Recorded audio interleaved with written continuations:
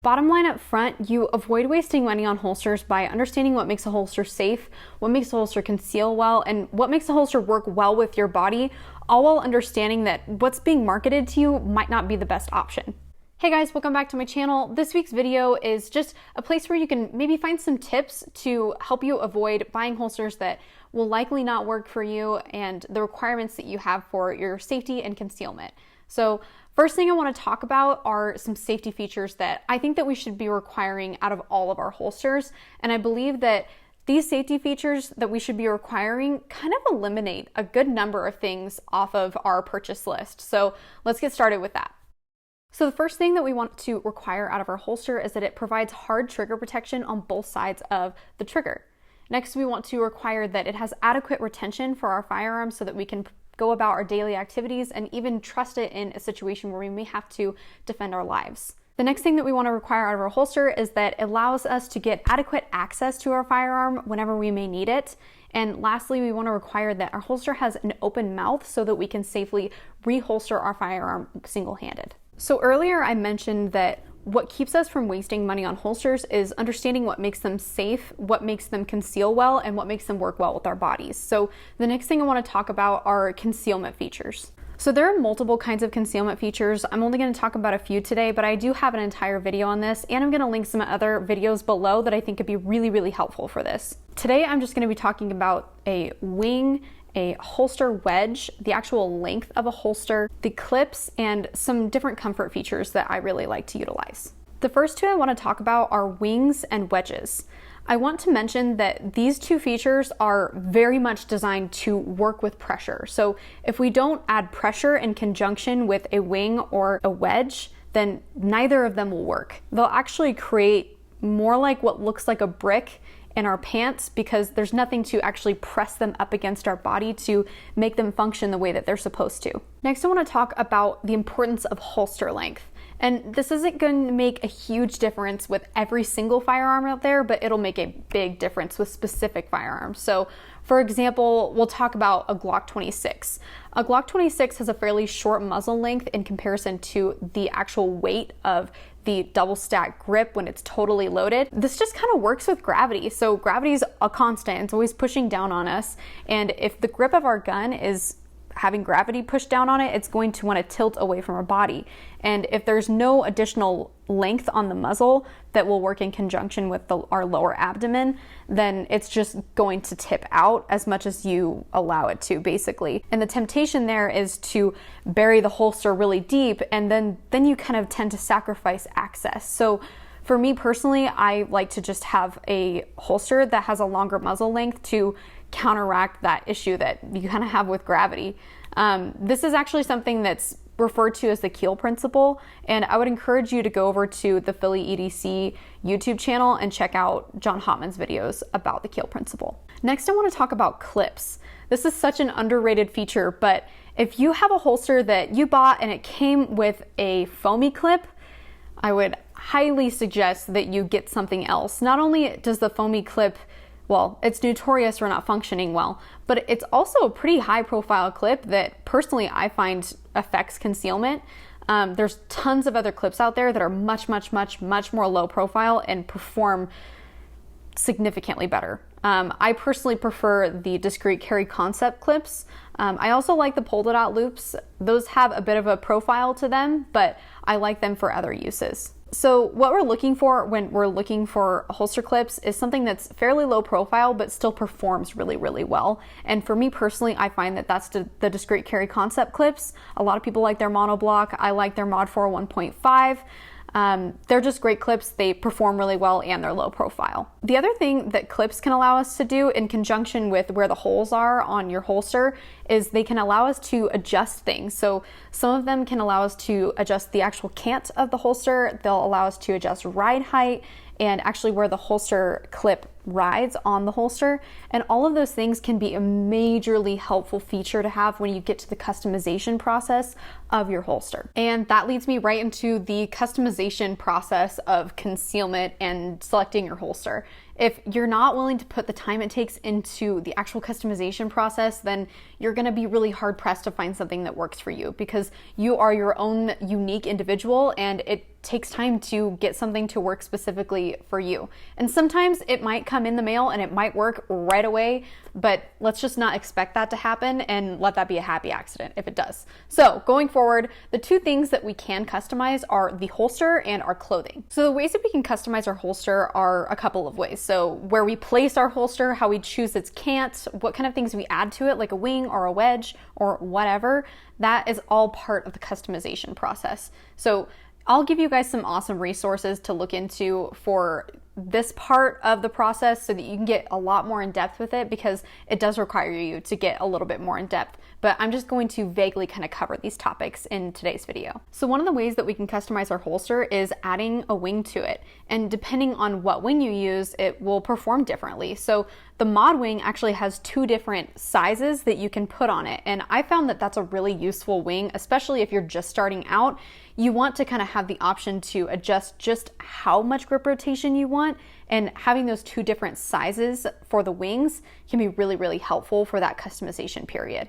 For me personally, I really prefer the dark wing from Darkstar Gear. I just like the angle that it's built to be at, and for me personally, it works for my body and it conceals really well for me, and so does the mod wing. I just find that I prefer the dark wing, but the mod wing does have a lot more adjustability for that customization process. When it comes to using a wedge, you may or may not need one. I personally don't feel that I need a wedge to conceal well, but a lot of people really prefer them. Again, there's infinite possibilities when it comes to wedges. You can pretty much use anything that's comfortable that you can create a wedge out of and attach with Velcro. And it's not really something that you have to be terribly worried about it being a safety problem, because it's just something you're adding to that holster. And if it works on your body, then it works on your body. And that's part of the customization process, is just figuring out what works for you. There's also some oddballs that I've seen a lot of people like to use with their holsters in the customization process. Some people really don't like the feeling of Kydex on their skin, and I understand that. Personally, Kydex doesn't bother me on my skin, but for the people that do, I've seen them use bandeau down around their waist. I've seen guys buy bandeaus and put them down on their waist. I just love that the concealment process has pushed men to buy bras and put them around their waist. But it works. So if it works, it works. So anyways, I've seen people use bandeaus, or I've seen people buy moleskin from the drugstore and put that on certain parts of their holsters to help with the comfort of that too. I personally like to use high-waisted underwear. I think that that's really comfortable just to keep certain, like the Enigma belt. I like to wear high-waisted underwear when I wear my Enigma, just to keep that Enigma belt off of my skin. There's just, again, infinite possibilities when it comes to the customization process. I kind of wanted to just throw some of those out there so you guys could get an idea of the infinite possibilities. The next part of the customization process is just customizing your clothing and your style for concealed carry. Newsflash, you don't have to dress like a 5'11" G.I. Joe Mr. Tactical person in order to conceal. If anything, that gives away your concealment, so just keep that in mind. But for me personally, I found that figuring out what works for a top can be really, really helpful. I like to use natural fibers. I found that linen conceals really well, but pretty much any natural fiber, and this is general, this is not universal. When it comes to selecting a top for concealed carry, I find that wearing natural fibers is really helpful, because natural fibers have a bit of a structure of their own. And so instead of conforming around the gun or kind of printing around it, kind of like a polyester might, like staticking to your gun, the natural fibers tend to just kind of form their own shape instead of forming around the gun. And I do have some videos on that. Feel free to check those out to get more information on that kind of thing. But again, here we're being a little bit vague for the purpose of length of video. In addition to fabric, when it comes to your tops, another thing that can be really helpful is a pattern. Having a bit of a pattern to your shirt, it's distracting and definitely helps to distract from any kind of printing that might be happening and disguise it as well. The other thing to consider too is if your top has a texture to it or not. I don't know if you can actually see it in this video, but this top is naturally it's not wrinkly, but it's also not ribbed. It has a texture to it though, and that also is really helpful to distract from and disguise, camouflage any kind of printing. And lastly, with tops, I want to mention you can't wear something that's skin tight, especially if you're not doing like a deep concealment.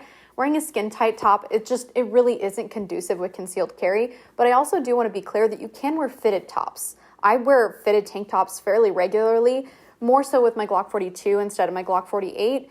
But wearing something that's skin tight, for me personally, it's just not conducive with concealed carry. The other thing that we can customize when it comes to our clothing is our pants. The thing that I find that makes the most difference when it comes to selecting our pants that we're going to conceal carry in, or skirt or whatever, is where it actually hits on our natural waist. I find that low-rise jeans almost always lead to printing and below the belt printing, discomfort, all kinds of issues. So at the very least, I would recommend that you look into getting a mid-rise jean to high-rise jean. And that's going to vary per your height and your proportions of your body. For me personally, I am 5 feet tall and I have a fairly short torso, and I prefer to have a 9-inch to 9.5-inch rise. That is the sweet spot for me, 9 to 9.5 inches. But if you're taller and you have a longer waist, that's going to be a higher number. So you're going to have to kind of experiment and see what that's like for you, but that's all a part of the customization process. The last thing I want to mention about customizing your clothing and your wardrobe for concealed carry is selecting a solid belt. A lot of people like to get a rigid belt for appendix carry, strong side carry, any kind of carry, because it helps us to hold up the weight of our firearm. And earlier on in this video, we did talk about how concealment features, specific ones such as the wedge and the wing, work only if we apply pressure. And so the belt is what allows us to apply pressure to make those concealment features work. And the Enigma also does that same thing. So if you don't want to wear a belt, something like the Enigma can be really helpful. I do want to mention that using something that's stretchy is going to not work with those concealment features, and you're going to get poor concealment. It's just kind of how it works. The thing that you want in a concealed carry belt is you want to be able to make sure that it is stiff this way, but it can bend around your body. So from top to bottom, you don't want it to be able to bend, but around your body, you want it to be able to bend. So you don't want it to be super flimsy, but you also don't want it to be overly rigid, because then you'll wind up with kind of a hula hoop around your waist, and that's not doing anyone any kind of favors. So that, again, is a really custom part of the process and a really personal part of the process, selecting what belt you want to use.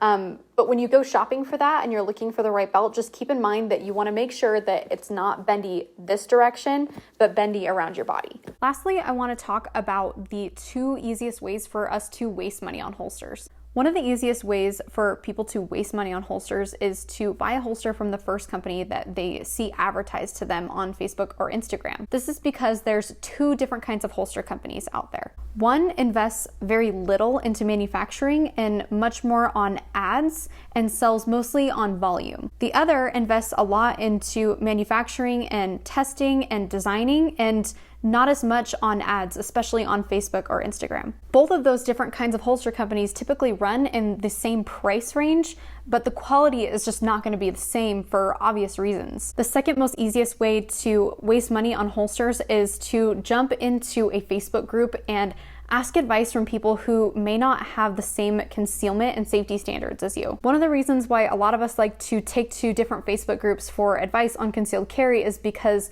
we want to take to the advice of people who live similar lifestyles as us, or maybe people who have similar body types as us. But those 2 things are not enough similarities for us to really want to emulate the way that they're actually choosing to carry. So the best way for us to go about that, if you really do want to get some advice from somebody, I would recommend that you find somebody that you actually want to emulate and carry in a similar manner that they do. You wouldn't ask for fashion advice from somebody that you wouldn't want to dress similarly to. So we shouldn't be asking advice for concealed carry and concealment standards and safety standards from people that likely aren't holding the same standards that we would like to. At the end of the day, it comes down to understanding concealment features, safety and access requirements for holsters, and your willingness to put time into the customization process. There will always be some level of trial and error when it comes to concealment and that customization process. The point of today's video was to essentially just get you going down the right track. Don't forget to look down in the description in today's video and check out all the additional resources that you can look into to go about understanding concealment features and safety and access and the whole customization process. So don't forget to go check those out. If you feel like supporting Armed and Styled, head over to my website and grab a sticker or 2, and I'll see you guys next week.